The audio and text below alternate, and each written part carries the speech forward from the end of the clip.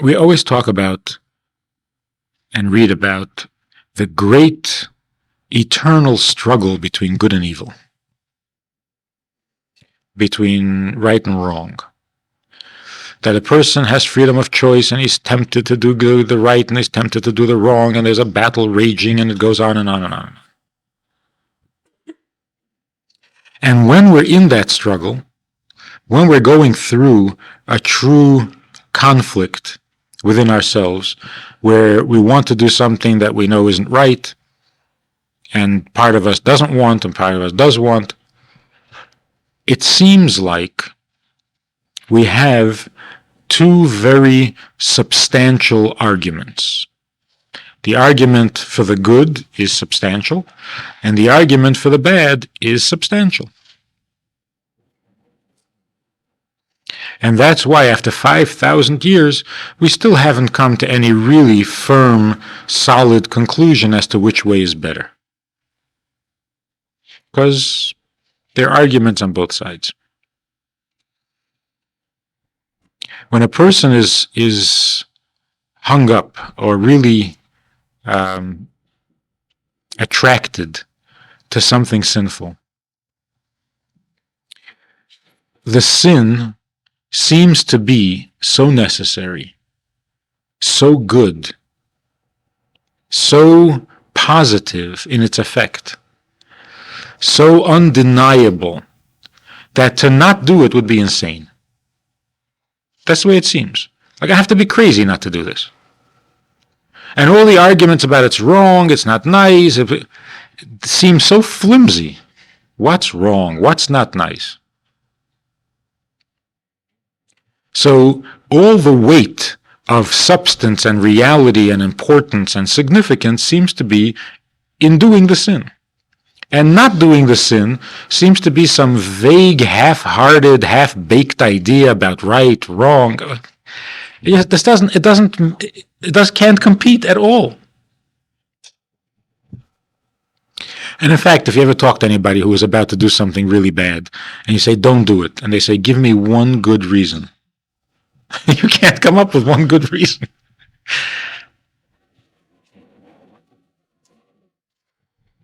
So you come up with this thing about, well, it could get messy in the end, you'll regret it.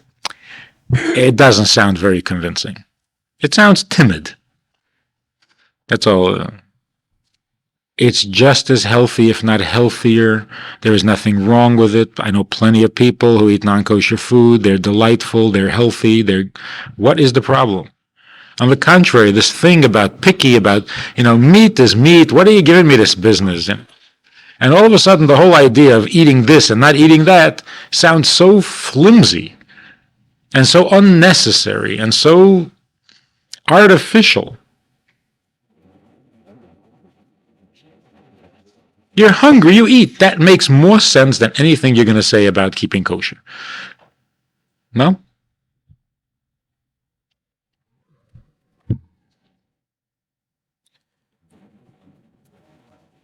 You're working in a business and you could make a lot of money very easily. All you have to do is make a document that isn't true. It's all you have to do, a piece of paper. Nobody will know the difference. You'll walk away with $100,000 and your life will be wonderful. I shouldn't do it? What are you, crazy? So you have to be crazy not to do it. And if somebody says to you, "Oh, don't do that. It's illegal," and you say, "Give me one reason. One. I'll give you 10 reasons for doing it. You give me one reason for not doing it." You can't come up with one reason. What's the matter? The airline will go bankrupt? You're going to be stealing somebody's seat? What? It's just not right. What does that mean? What does that mean? All I know is that if I do what you're telling me to do, I'll be out $600 like an idiot. I end up with the same seat. That's the best argument. I need the $600 a lot more than United Airlines does.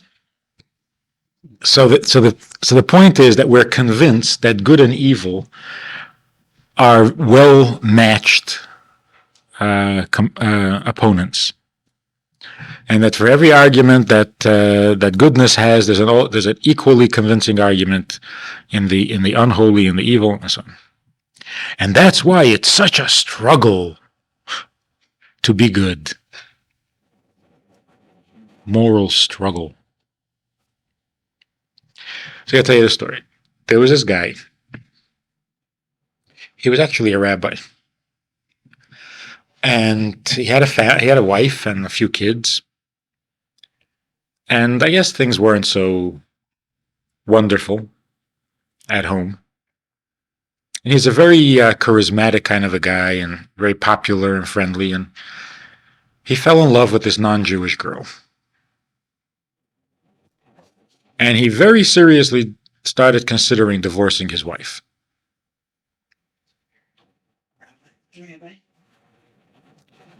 And his rabbi friends tried to talk him out of it. And they said to him, what are you doing? How can you do this? Your family, your children, And they argued and argued, and finally he said to them, he said, look, for you it's very easy. Very easy for you to sit there and preach at me what it says in Shulchan Aruch and what it says in the Gemara and what it says here and there. I'm going through a real struggle. And he wouldn't listen to them. Anyway, he got divorced. And he ran off with this non-Jewish girl. Turns out that she is a monster. She took him for everything he was worth. She was unfaithful from the minute the whole thing started. She had absolutely no respect for him, etc., etc., etc., etc. Anyway, he ended up almost killing her. Now, looking back, what happened here? He says, it's easy for you to sit there and tell me that I shouldn't get divorced. Do you know what I'm going through? Do you know what I'm going through? He was completely head over heels in love with this girl. He had to have her. He had to be with her. He had to save his life by divorcing his wife and making his life work with this girl. And nothing in the world could convince him that it was foolish or silly or frivolous. No, it was serious. This was the most serious, the heaviest, the most difficult decision he's had to make in his life. Because on the one hand, I mean, yeah, this is my wife, my children, my family. But on the other hand, I have to have this woman. Equal. And when you have two equally important possibilities, it's not easy to simply say, no, we don't get divorced. Not so easy. So, as he describes it, he agonized and he debated within himself and he did a lot of soul searching and finally came to the conclusion that he has to go with this girl. Turns out, she was not anything he thought she was. He needed her like a hole in the head. She was bad news from the first moment. He doesn't know what got into him. What did he think he saw in her because there is nothing there? Turns out that it wasn't a heavy decision. It wasn't two equally important choices. It wasn't like he had two options that were equally convincing. One was a true option. The other was insanity. Infatuation, stupidity, teenage. The biggest decision of his life. The biggest decision of his life. And it wasn't even a decision. There was no decision. There was no choice. It was like, either stay with your wife and children and have a family, or have this woman take your money. Is that a big choice? No, no. No, his life went down the drain from there. Another example of a guy who had a wonderful career, was making a lot of money, getting really rich and famous, and he traveled a lot. And one day during his travels, he met this girl, and he just went absolutely berserk. This was the girl. This was it. She was his dream. This was the one he had to have, and it was just. Anyway, he decided that he's staying in town, and he's pursuing her, and he's not going to give up. He's got to have her. He's got to marry her. He's got to. So he gives up his job, loses his career, pursues this girl. She doesn't want to hear from him. Doesn't want to know from him. But he won't give up, and he runs after her, and he pursues her, and he finally she agrees to go out with him. They start going out, and they become a little friendlier, and they get to know each other, and they become, and it's working, and he's in seventh heaven. He's in seventh heaven until he finds out she's gay.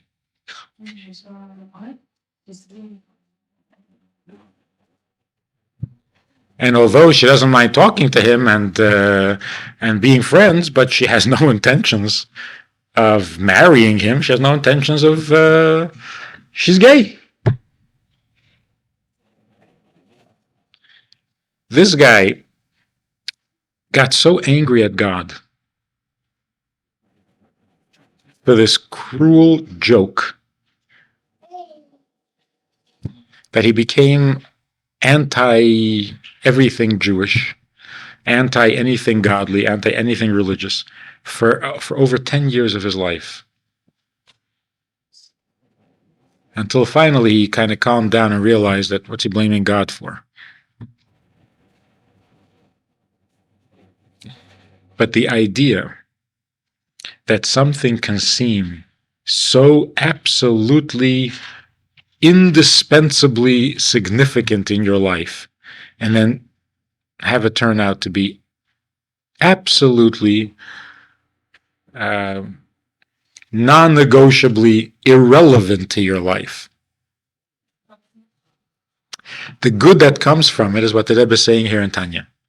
The good that comes from it is that you get to see with your own eyes that what isn't godly isn't.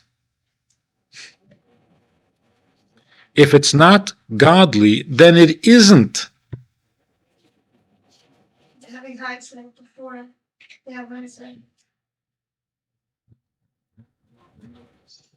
So, I mean, this happens to all the great passions in life. You pursue it, and you live for it, and you'll die for it, and finally you get it, and it's nothing. It is nothing.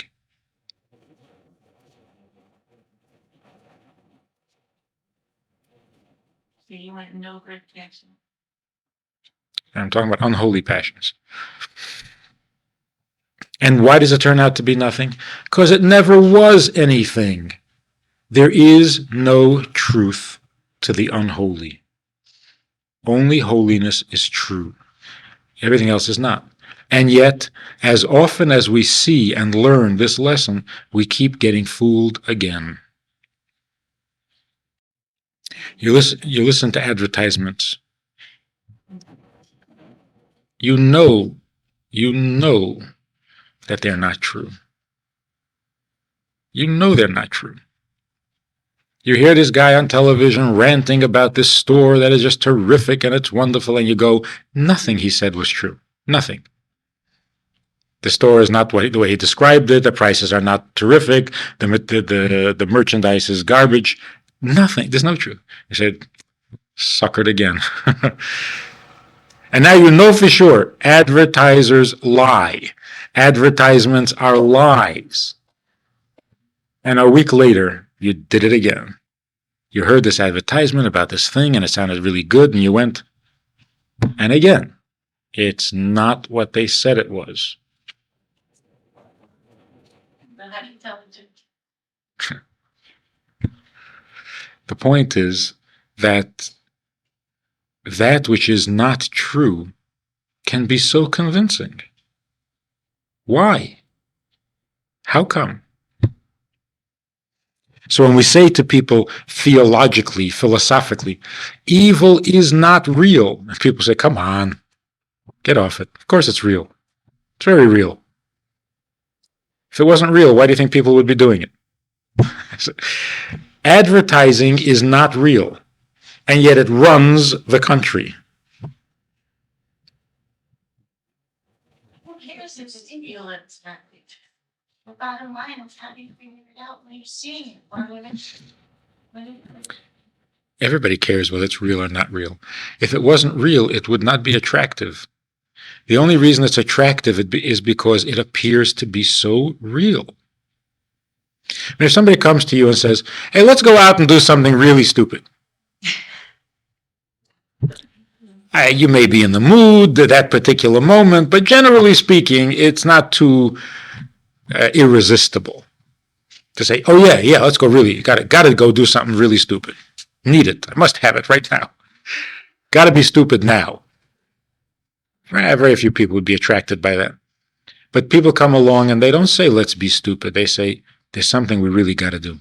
Really important. Very important. Important for your happiness. Important for your sanity. It's important for your health. It's important for your future. It's important. Very important. And you know it's going to turn out to be the dumbest thing in the world. And yet you let yourself buy the line. You let yourself believe it. And then when it turns out to be absolutely nothing, you say, can't believe this. But they also, it seemed so. Yeah, you're fooled all the way through. So how do you avoid those? You avoid what is unholy because it's unholy. You avoid evil because it's prohibited. It's like the guy said, somebody said once, excuses are unholy. He said, no, but really, this is a real excuse. He said, it's really unholy. The more real you think the excuse is, the more really unholy it is. So it's not true that if it's real, then it can't be unholy. It can be really unholy. So it's not that because it seems real, we don't know that it's unholy. We know it's unholy, but that doesn't seem to be real. What does holy mean anyway? You know what? Ed, you're not supposed to do it, but who knows? Doing it is real. The fact that it's unholy, it's prohibited, it's a sin, Jewish people don't do it. Well, I'm not so into that. You see, that becomes vague and unconvincing. Whereas the sin is convincing, not because you don't think it's a sin. You know it's a sin. Right. So the choice should be made that if it's a sin, you don't do it. Period.